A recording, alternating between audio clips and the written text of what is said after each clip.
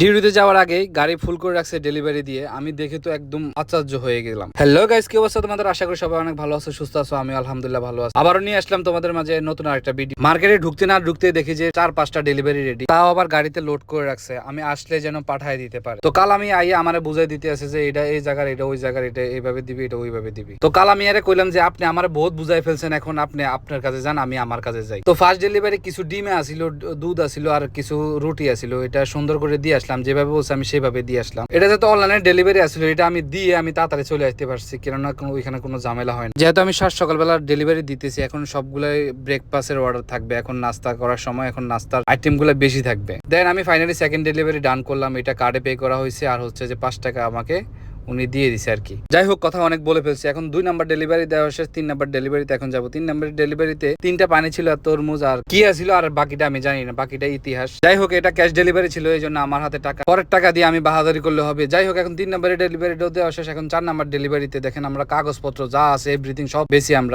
বেচা কিনি বহুত করে ফেলছি। এখন দোকানে যাওয়ার সময় এখন সবকিছু দেওয়া শেষ, ঘামাই একদম সুপ হয়ে গেছে। এখন যাই একটু রেস্ট করবো। সকালবেলা বের হয়েছি, এখনো নাস্তা করি না। নাস্তা করার পরে আপনাদের সাথে দেখা হবে। আল্লাহ হাফেজ।